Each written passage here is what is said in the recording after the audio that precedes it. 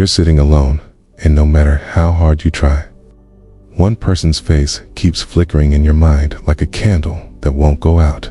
You wonder if they're thinking of you too, if your absence weighs on them as heavily as theirs does on you. It's a universal ache, this longing to matter to someone else. But what if the real question isn't whether they're thinking of you, but why you can't stop thinking of them? Let me tell you a story. There was once a woman named Anatta who carried this same ache. She'd met a man at a market in Kathmandu, their laughter blending with the clatter of copper wind chimes. 4 weeks after, his smile haunted her. She replayed their conversations, dissected his gestures, lay awake wondering if he'd felt the same spark. But the more she clung to these thoughts, the more they burned her, like holding a lit incense stick too tightly. Here's the thing the Buddha knew. Our minds are masterful illusionists. They convince us that clinging to people, to moments, to ideas of how things should be, will bring us peace. But peace doesn't live in the future or the past. It's buried under all that grasping. Anatta learned this the hard way. One morning, exhausted by her own mental whirlwind, she climbed the stone steps to a monastery perched above the city. An old monk sat, peeling oranges, the citrus scent sharp in the thin air. "Why does my mind torture me?" she asked him. He smiled, offering a slice of fruit. "Why do you keep feeding the torture?" The answer lies in a simple but brutal truth. We suffer because we insist on watering weeds and calling them flowers. Buddhism teaches that attachment is the root of all suffering, not love itself, but the desperate need to control it, to freeze it in time, to make it ours. Think of a river. You can cup water in your hands, but squeeze too hard, and it slips through your fingers. Hold it gently. For a moment, it shimmers there, clear and cool, until it evaporates or flows back to the stream. That's the nature of all things. Impermanent, uncontainable. Anatta resisted this at first. But what if he was special? She pressed the monk. What if I never feel that connection again? The monk plucked a leaf from a Bodhi tree. This leaf is unique.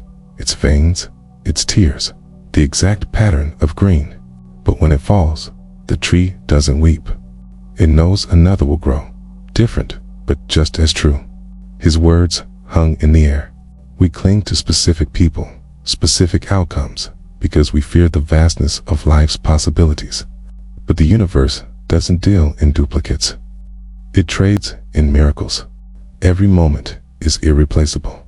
Every connection, however brief, leaves its imprint. Here's where we trip ourselves up. We confuse attention with meaning. Just because someone lingers in your thoughts doesn't make them your destiny. It might just mean your mind is stuck in a groove, like a needle on a scratched record. The Buddha called this papanca, the habit of mental proliferation. We take a single thought, do they miss me? Spin it into a saga of longing, fear, fantasy. But what if you could observe that thought, like a cloud passing? Not judge it, not chase it, just let it drift. Anatta tried. She sat each morning, watching her breath rise and fall. And when the man's face appeared, as it always did, she whispered, "There you are." Not pushing him away, not pulling him closer, just noticing. Over time, something shifted. The thought of him became less a dagger and more a feather, present, but weightless. She realized she'd been using him as a mirror, trying to see her own worth reflected in his eyes. But true worth doesn't come from outside. It's the quiet flame that burns even when no one's there to see it. This is the heart of anatta, the teaching of non-self. We're not fixed beings seeking completion from others. We're currents in a boundless ocean, shaped by winds, yes, but still part of something whole. That person you can't forget. They're current too. You meet where your tides crossed, but the ocean keeps moving. Clinging to that intersection is like begging the waves to stop. Now, I'll share a secret. The Buddha never said not to love. He said not to chain love to your ego. Anatta's story ends like this. Months later, she saw the man again. He was buying spices in the same market, his laughter still bright. But instead of aching, she felt gratitude. No desperation, no fantasy, just the sweetness of a moment that once was, and the freedom to let it be. As she walked away, a breeze scattered marigold petals across her path. She didn't stop to gather them. So the next time someone's face lingers in your mind, ask yourself, am I holding a feather or a boulder? Memories are harmless until we arm them with what-ifs. Practice upekkha, equanimity. Let people be mysteries. Let moments be mercury, slipping through your fingers to pull into new shapes. You'll find that peace isn't the absence of longing.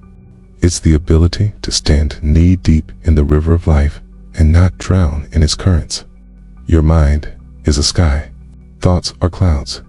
Watch them pass, but don't mistake any single one for the weather.